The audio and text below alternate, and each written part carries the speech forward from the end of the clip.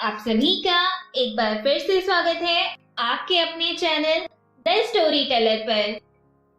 Friends, जिसने हमारे channel को सब्सक्राइब नहीं किया है वो जल्दी से हमारे चैनल को सब्सक्राइब करें।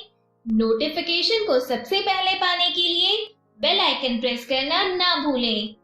और अगर आपको हमारा ये वीडियो पसंद आए तो इसे ज्यादा से ज्यादा लाइक और शेयर जरूर करें।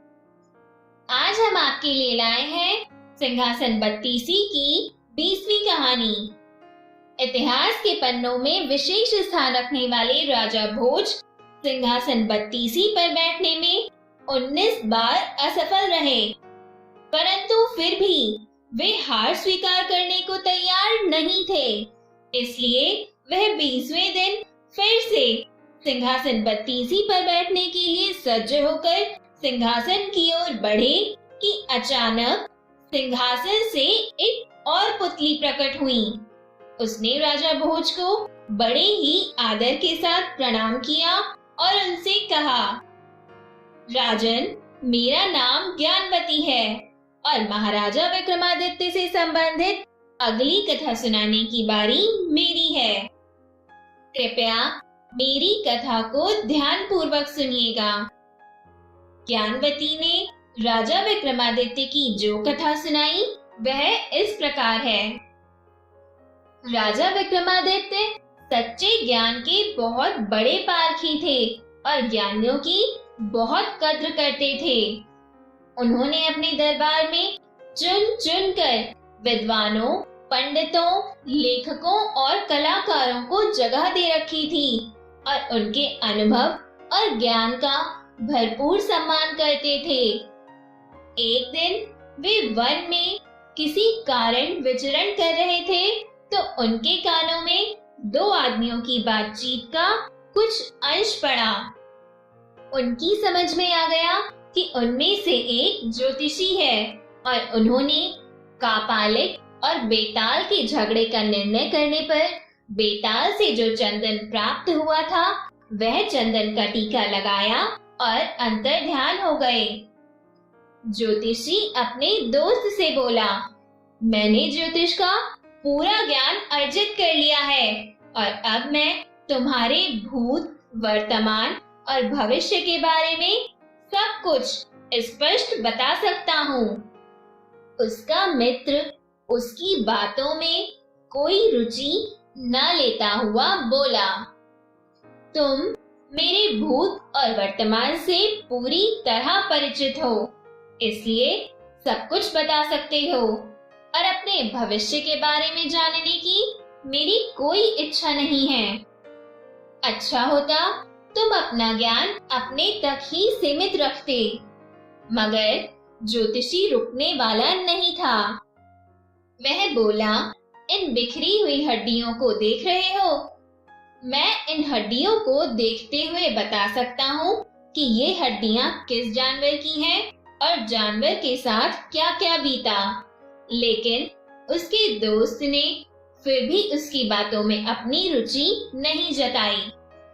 तभी ज्योतिषी की नजर जमीन पर पड़े पद चिन्हों पर गई। उसने कहा, ये पद चिन्ह किसी राजा के हैं और सत्यता की जांच तुम खुद कर सकते हो। ज्योतिष के अनुसार राजा के पांव में ही प्राकृतिक रूप से कमल का चिन्ह होता है जो यहाँ स्पष्ट नजर आ रहा है। उसके दोस्त ने सोचा कि सत्यता की जांच कर ही ली जाए, अन्यथा यह ज्योतिषी बोलता ही रहेगा। पद चिन्हों का अनुसरण करते करते वे जंगल में अंदर आते गए। जहाँ पद चिन्ह समाप्त होते थे वहाँ कुल्हाड़ी लिए एक लकड़हारा खड़ा था और कुल्हाड़ी से एक पेड़ काट रहा था। ज्योतिषी ने उसे अपने पांव दिखाने को कहा। लकड़हारे ने अपने पांव दिखाए तो उसका दिमाग चकरा गया। लकड़हारे के पांव पर प्राकृतिक रूप से कमल के चिन्ह थे। ज्योतिषी ने जब उससे उसका असली परिचय पूछा तो वह लकड़हारा बोला कि उसका जन्म ही एक लकड़हारे के घर में हुआ है और वह कई पुश्तों से यही काम कर रहा है। ज्योतिषी सोच रहा था कि वह राजकुल का है और किसी परिस्थितिवश लकड़हारे का काम कर रहा है। अब उसका विश्वास अपने ज्योतिष ज्ञान से उठने लगा। उसका दोस्त उसका उपहास करने लगा तो वह चिढ़कर बोला, चलो चलकर राजा विक्रमादित्य के पांव देखते हैं। अगर उनके पांव पर कमल चिन्ह नहीं हुआ तो मैं सचमुच ज्योतिष शास्त्र को झूठा समझूंगा और मान लूंगा कि मेरा ज्योतिष अध्ययन बेकार चला गया। वे लकड़हारे को छोड़ उज्जैन नगरी को चल पड़े। काफी चलने के बाद राजमहल पहुंचे। राजमहल पहुंचकर उन्होंने विक्रमादित्य से मिलने की इच्छा जताई। जब विक्रम सामने आए तो उन्होंने उनसे अपना पैर दिखाने की प्रार्थना की। विक्रम का पैर देखकर ज्योतिषी सन्न रह गया। उनके पांव भी साधारण मनुष्यों के पांव जैसे थे। उन पर वैसी ही आड़ी तिरछी रेखाएं थी। कोई कमल चिन्ह नहीं था। ज्योतिषी को अपने ज्योतिष ज्ञान पर नहीं बल्कि पूरे ज्योतिष शास्त्र पर संदेह होने लगा। वह राजा से बोला, ज्योतिष शास्त्र कहता है कि कमल चिन्ह जिसके पांव में मौजूद हो वह व्यक्ति राजा होगा ही, मगर यह सरासर असत्य है। जिसके पांव पर मैंने ये चिन्ह देखे हैं वह पुश्तैनी लकड़हारा है। दूर दूर तक उसका संबंध किसी राजघराने से नहीं है। पेट भरने के लिए जी तोड़ मेहनत करता है और हर सुख सुविधा से वंचित है। दूसरी ओर आप जैसा चक्रवर्ती सम्राट है जिसके भाग्य में भोग करने वाली हर चीज है, जिसकी कीर्ति दूर दूर तक फैली हुई है। आपको राजाओं का राजा कहा जाता है, मगर आपके पांव में ऐसा कोई चिन्ह मौजूद नहीं है। राजा को हंसी आ गई और उन्होंने पूछा, क्या आपका विश्वास अपने ज्ञान और विद्या पर से उठ गया? ज्योतिषी ने जवाब दिया, बिल्कुल, मुझे अब रत्ती भर भी विश्वास नहीं रहा। उसने राजा से नम्रता पूर्वक विदा लेते हुए अपने मित्र से चलने का इशारा किया। जब वह चलने को हुआ तो राजा ने उसे रुकने को कहा। दोनों ठिठक कर रुक गए।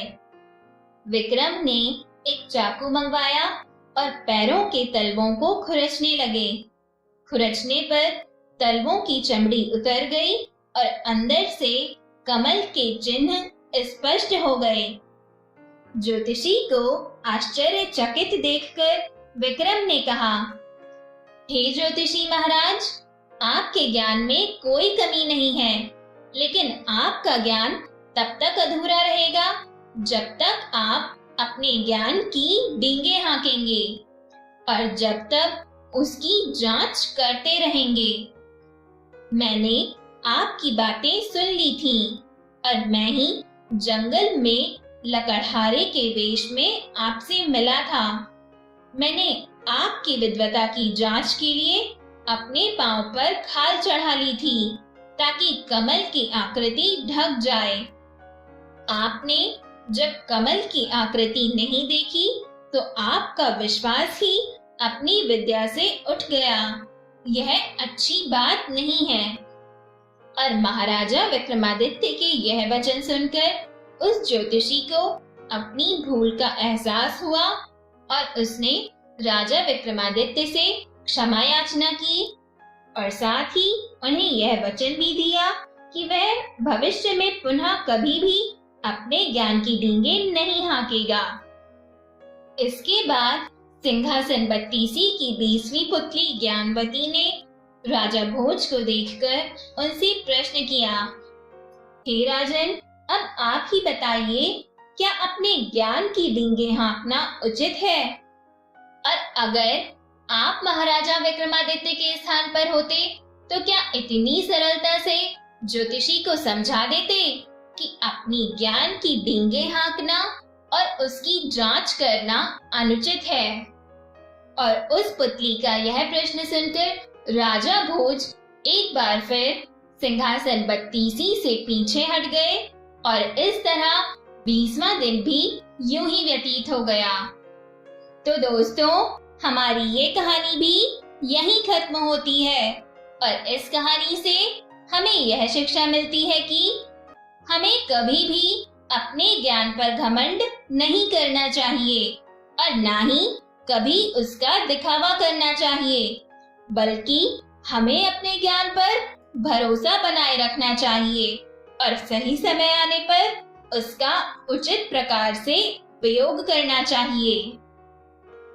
फ्रेंड्स, अब बारी है आपके जीवन के सलाद के लिए मेरी सलाह के जरा से चाट मसाले की। Time is like a river. You cannot touch the same water twice because the flow that has passed will never pass again. So enjoy every moment of your life. Friends, अपनी लाइफ की इस छोटी मगर important सीख को हमेशा याद रखिएगा और मेरे साथ मिलकर एंजॉय करिएगा मेरी इंटरेस्टिंग ऑडियो टेल्स। हम आपसे फिर मिलेंगे नेक्स्ट वीडियो में सिंहासन बत्तीसी की 21वीं पुतली की कहानी के साथ। Till then, take care, bye bye and have a good day friends.